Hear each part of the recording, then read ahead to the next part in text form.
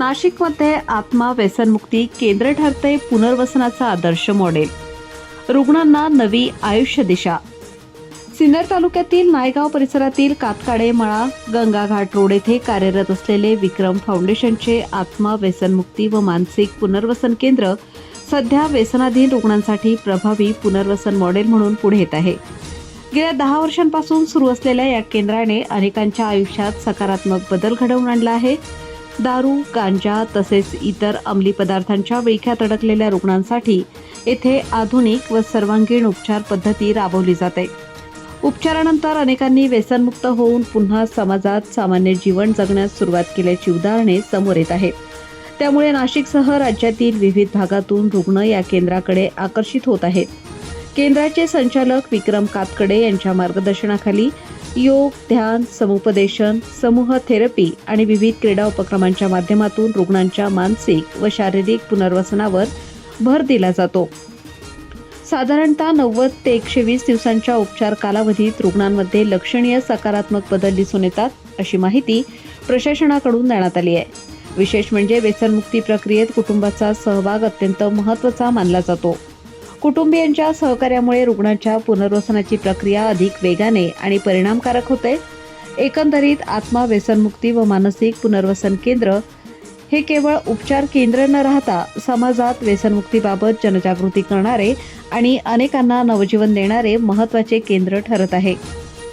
आम्ही गेली 10 वर्ष व्यसनमुक्ती व पुनर्वसन या माध्यमातून काम करतोय आणि असंख्य रुग्ण इथे येऊन उपचार घेऊन गेलेले, त्यातील साधारण एक 60 ते 70% लोक हे आज रोजी अतिशय चांगलं आयुष्य जगत आहे, व्यसनमुक्त आयुष्य जगत आहे, याचा आम्हाला आनंद आहे. इथे नेमके कोणत्या व्यसनावर उपचार केले जातात काय सांगा? इथे दारू, चरस, गांजा, काही मानसिक विकार जे व्यसनामुळे जडलेले आणि काही शारीरिक विकार या व्यसनामुळे तयार झालेले, या सर्वांवरती येथे उपचार करतात.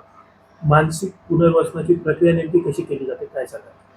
इथे सुरुवातीला पेशंट ज्यावेळेस येतो तो नशेमध्ये असतो, त्याची शारीरिक व मानसिक अवस्था खराब झालेली असते. सुरुवातीच्या काळामध्ये आपण त्यांचा डॉक्टरांच्या माध्यमातून तपासणी करून काही गोळ्या औषधांचा उपचार करून त्यांना इथं स्थिर केलं जातं. त्यानंतर पुढील 8 ते 15 दिवस त्यांना ऑब्झर्वेशनमध्ये ठेवून पुढच्या काळामध्ये इथे yoga, meditation, sport activities, group sessions अशा या माध्यमातून त्यांच्यावरती उपचार केला जातो. एका रुग्णाला पूर्णपणे व्यसनमुक्त होण्यासाठी साधारण किती कालावधी लागतो काय सांगा?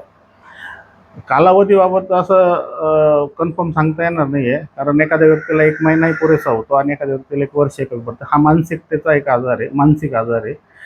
पेशंटच्या मानसिकतेवरती ते अवलंबून आहे आणि आपण साधारण एक 90 दिवस 120 दिवस एका रुग्णाला इथे राहण्यासाठी रुग्णाला आपण तयार करतो. याचं कारण असतं की किमान 90 ते 120 दिवस व्यसनी व्यक्ती कुठलाही इथे थांबल्याच्या नंतर त्याचा शारीरिक आणि मानसिक जो काही घसारा झालेला आहे तो भरून निघायला तितका अवधी पुरेसा असतो. या क्षेत्रात काम करताना सर्वात मोठे आव्हान कुठले वाटते काय सांगा? नाही, ह्या क्षेत्रामध्ये काम करत असताना सर्वात मोठं आव्हान आहे लोकांचा विश्वास संपादन करणं.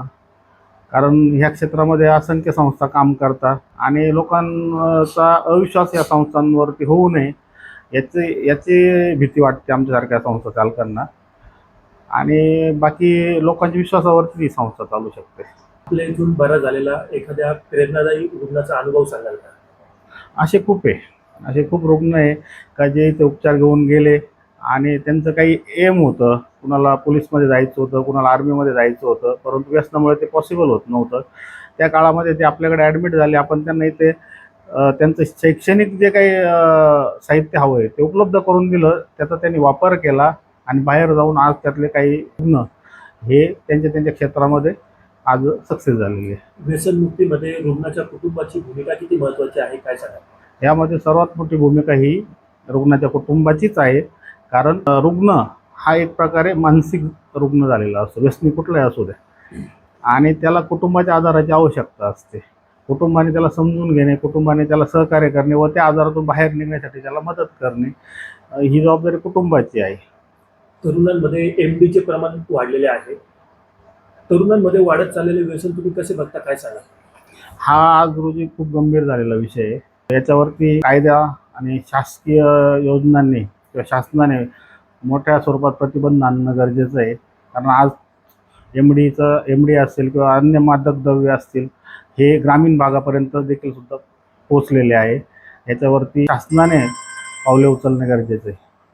आतापर्यंत किती रुग्ण साधारण आपल्या इथून बरे होऊन गेलेले आहे, काय सांगा? मागील 10 वर्षामध्ये आत्तापर्यंत किमान 3 ते 4 हजार लोक इथं आले आणि उपचार घेऊन गेलेले आहे.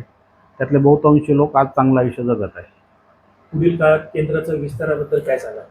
केंद्राचा विस्तार करण्याचा आमचा विचार आहे. सोबतच आम्हाला इथे अनाथाश्रम असेल किंवा संस्थेच्या माध्यमातून आणखी काही सामाजिक उपक्रमांमध्ये आम्हाला भाग घ्यायचा आहे, जेणेकरून लोकांना त्याचा फायदा होईल. जाता जाता आमच्या प्रेक्षकांना आपल्या पत्ता काय सांगा? आपला पत्ता आहे आत्मा व्यसनमुक्ती केंद्र, नायगाव, तालुका सिन्नर, जिल्हा नाशिक. मी सातारा जिल्हा महाबळेश्वर इथून इथे आलेलो आहे. माझ्या मोठ्या भावाने इथे मला ज्यावेळेस टाकणार आहेत असं सांगितलं की तुझं दारूचं व्यसन खूप वाढलं आहे. तर वडील वाढल्यामुळं माझं वाढलं होतं 1 महिनाभर. तर इथे आल्यानंतर थोडीशी मनात धास्ती होती प्रथमतः की आता अशा तऱ्हेच्या संस्थेत काय असेल, कसं असेल. परंतु जेव्हा मी विक्रम सर नावाच्या व्यक्तीला इथे पाहिलं की ते वेळोवेळी येऊन इथल्या कोणाला काय हवं काय नको ते अगदी आपल्या मुलासारखं, भावासारखं आणि एखादा नातलग असल्यासारखं, कोणाची काय अडचण असली, काही त्याला काय हवं आहे किंवा काय नको हे स्वतः येऊन वेळोवेळी आजही ते इथे आलेले आहेत.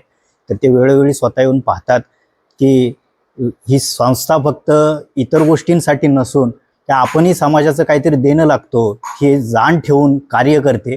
हेच मला इथं जाणवलं आणि फारच चांगलं वाटतंय. आता माझं व्यसन नक्कीच सुटलेलं आहे. एक बिडून आलो.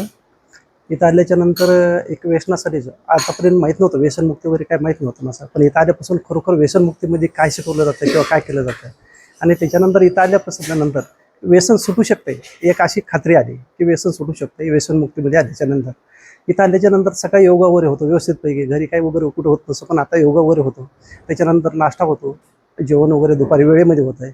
आणि इथं आल्याच्यानंतर एक असा फायदा झाला की व्यसन करून जी शरीराची नुकसान झालेली होती ती भरून आल्यासारखी अशी वाटते. कुठंतरी वाटतं किंवा म्हणजे असं जी नुकसान झाली ती भरून आल्यासारखी वाटते. त्याच्यानंतर असं वाटतं की आता काहीतरी आपण करू शकतो. घरी निराशा आली. निराशा आल्याच्यानंतर आता असं आत्मविश्वास झाला किंवा आता आपण गेल्याच्या नंतर काहीतरी करू शकतो असा एक विश्वास निर्माण झाला. विश्वनाथ जाधव, राहणार पैठण, जिल्हा संभाजीनगर. मी जेव्हापासून दारू पित होतो माझ्यामध्ये बदल काहीच नव्हता घडला, पण इथं आल्यापासून व्यसनमुक्ती झालेलो आहे. मी सोबर राहतोय. व्यसन सोडण्यासाठी आम्ही इकडं आलो आहे आणि निश्चित असं आम्हाला वाटतं की ह्या संस्थेत आल्यानंतर हे आमचे माननीय विक्रम सर आहे ह्यांच्या अंडरमध्ये राहून जे आम्ही काही शिकतोय त्या हिशोबाने आम्हाला असं मार्गदर्शन होतं आहे की आयुष्य फार सोपं आणि सरळ आहे. फक्त स्वतःचं मनोबल व्यवस्थित असलं पाहिजे आणि त्यानुसार आता आमच्यामध्ये एक इच्छाशक्ती निर्माण झालेली आहे की घरी जाऊन आम्ही सोबूर राहू आणि स्वतःसाठी, कुटुंबांसाठी आणि समाजासाठी फार काही करू अशी इच्छा आमच्यात जागृत झालेली आहे आणि ह्यावर आम्ही ठाम निर्णय घेतला.